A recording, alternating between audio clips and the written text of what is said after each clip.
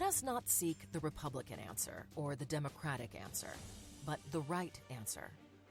Let us not seek to fix the blame for the past. Let us accept our own responsibility for the future. John F. Kennedy. Welcome to Progressive Voices of Arizona, a place where people can discuss the issues that affect people all over the nation and look for possible solutions to restore society's humanity. Kick off your shoes, grab yourself a snack and something to drink, and listen in with Scott and Kara, your hosts of Progressive Voices of Arizona.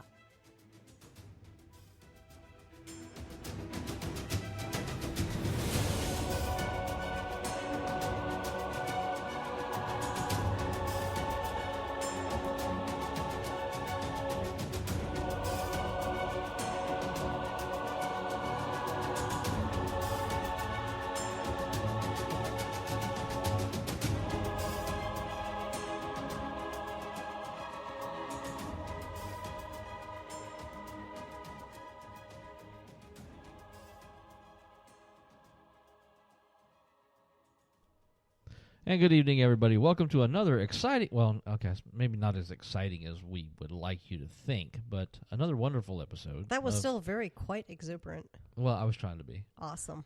Progressive Voices of Arizona. I am your host, Mr. Scott, and I am here with my co-host, Mrs. Kara. Mrs. Scott. Mrs. Scott. Who used to call us that? Scott and Mrs. Scott. Oh, it was Metron, I think. Was it Metron? Stanley, Stan something. No, well, okay. Well, anyway. So welcome to another Friday adventure. It's been an interesting week. We've had some interesting things going on in the news, like a major press conference that turned into a zoo. Well, you're optimistic. A zoo? We have a whole bunch of Congress people that are about to hit a recess and come back to their constituents, and nobody is trying to file or have town halls to talk to their constituents because they don't want to get mobbed.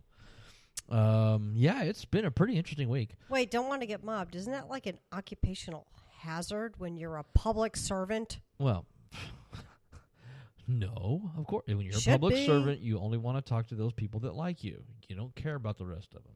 Aw. So, it's been kind of an interesting week. We, of course, do want to have a bit of our tech time talk. Which we started last weekend. Was it last weekend or the weekend before? No, last weekend. Yeah, we were here last weekend. because we introduced the weekend. Her. Yeah, we introduced Alexa. Hello. She's not playing nice right Alexa, hello. Hello. She's shy. That's our Echo Dot. She For those rocks. of you that like Amazon, she's pretty cool. So we introduced her, and we talked about a couple of other things. We also have on the phone one of our special guests that calls in from time to time, Doug. Hey, Doug. How's it going? For those of you that don't understand how internet radio works, there's always a little bit of a lag. Just a bit. Just a titch. But hey, that's okay. One of the things we found out, a friend of ours is really good with finding information. We love you, Angel. And one of the things that he sent over to us just a little while ago, which is like a goldmine of information, is a report of Arizona Legislative District demographics for 2016. And it kind of gives you a lot of good information. For example, our district population is 230,882. We rank the second largest district in the state by population. So, and we are 3.5% of the state's population. I did not know that. Well, I'm trying to help you out and let you know these things. Our median age is between 50 and 60 in our district.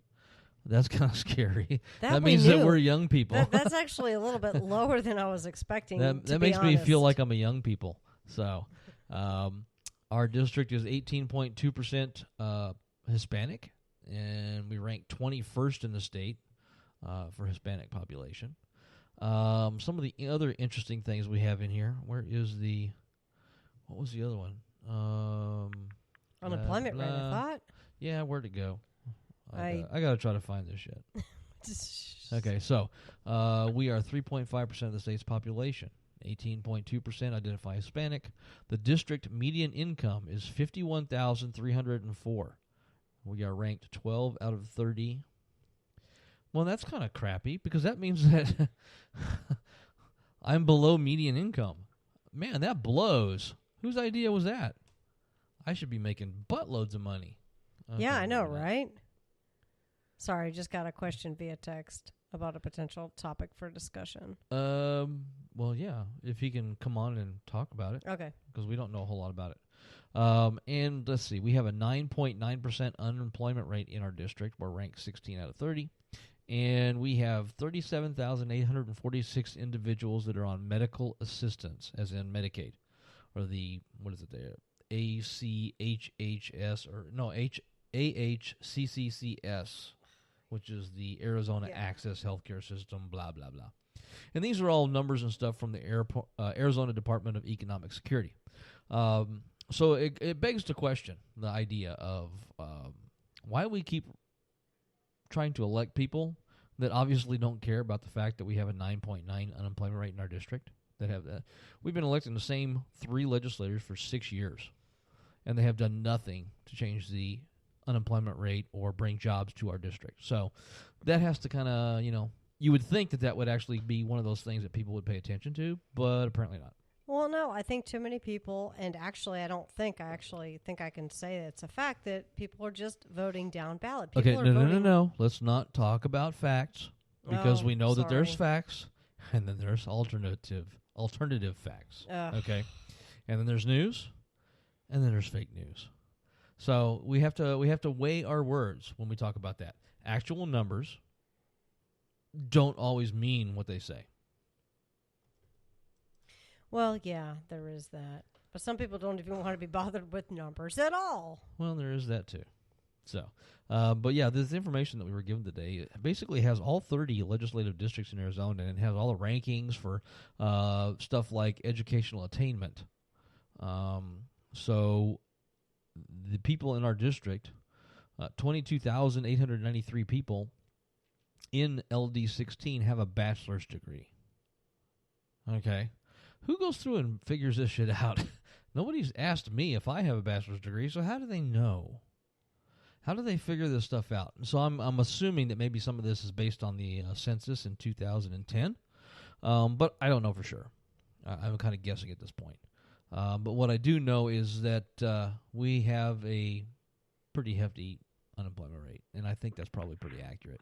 We have 9.1% of our district is in adults are living in poverty. We rank 18th in poverty in our district, and the even sadder part of that is that we rank 14th for children in poverty, with 11,577 children living in poverty, which is 5.0% of the district's population. That's kind of sad that here we are in the new 21st century, where everything is supposed to get better, blah, blah, blah, and we still have people living in poverty. So that kind of, dumps out the idea that maybe we need to make some changes to try to make things a little bit better. Unfortunately, it's really hard to impress upon people that voting party line is not a good idea, because you're basically just empowering the same people every single election to do the same thing over and over again. And for those of you that use Request to Speak and Bill Tracker at the Capitol, if you look at the bills that our legislators for our district are running and sponsoring, they do nothing to work on fixing poverty in our district, or fixing unemployment in our district, or fixing education.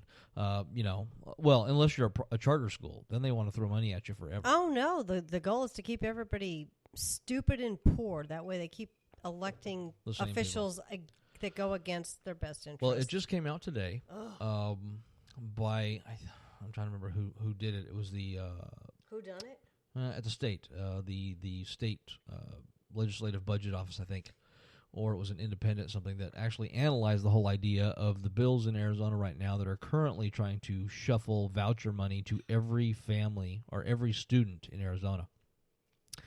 The idea being that the legislators say, well, it's going to save us money.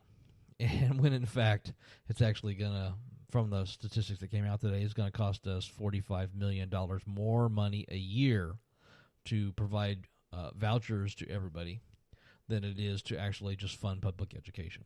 So, funny how that works. That, the problem is that public education doesn't have people that are trying to profit off of it, whereas charter schools and charters and private schools, there's legislators that are making bank on these laws that they're passing to funnel more money into the STO and ESA system. It's pretty sad. It's one of those things that we really need to start focusing on as a state. And that's one of the things. Let's rewind a little bit here. Let's go back to 2 weeks ago. No, last week. Are you over there laughing at us, Doug? Yeah. At least, see, there you go. That's at least that was lacking. honest. We're lacking, like, fucking honesty and integrity, so more of that, please. Okay, so a week ago, I was in Kingman. We were both in Kingman. I was asked to actually give the keynote speech at the Mojave County Democratic Central Committee annual Valentine's Day dinner. It used to be President's Day dinner, but they just couldn't do that this year. They had to talk about Valentine's. So that they preferred celebrating the massacre, the Valentine's Day massacre, as opposed to the disaster which has become our federal government. Well, it's more romantic. A massacre is way better than what we have now. So I was actually honored to be asked to come up and give this speech. They gave me 30 minutes to have a talk. So I even actually put together a nice PowerPoint presentation with basically what they wanted to hear about was some ideas on where to go from here, where we are now, how we got here, and what we should do in the future. And it was a lot of fun. I enjoyed it. We got free meals. That was cool. They fed us. I got to meet a lot of nice new people that I didn't know that are very friendly and are ready to do something different to try to change the demographic of our country and give the power back to the people that live here as opposed to the corporations that operate here. One of the things we did talk about was the fact that the current system or the current way things are being done are not giving any kind of real results. We keep running for office and we keep losing because the strategy does not change from year to year, just the names and the players. So we talked a little bit about that and talked about ways to dissent from the norm. For some reason, it's really difficult because you can't really have any kind of conversations anymore online with people that don't agree with you because it always turns into a shouting, name-calling match. There's always some lack of fact thrown around in there and just lack of common sense to admitting what is happening in our country. So it's really hard to have that conversation. One of the things that we need to do is we still need to try to have that conversation. We need to make the effort. Because I have to believe, being the humanist that I am, that generally people are good people. You still got the crackpot. You still got the assholes that all they want to do is get online and troll people and cause conflict. But there are still some people out there that actually do want to try to have an actual logical conversation and come up with compromised ideas so that we actually work together to build something that we can all agree with, as opposed to it's either right or left or and that's it. Because that's not how things get done anymore. Well, things don't get done. Well, I think we've actually devolved. I mean, seriously, growing up, I always thought that the concept behind intelligence was the ability to not have tunnel vision when it comes to the way you think about things. So if it's kind of my way or the highway,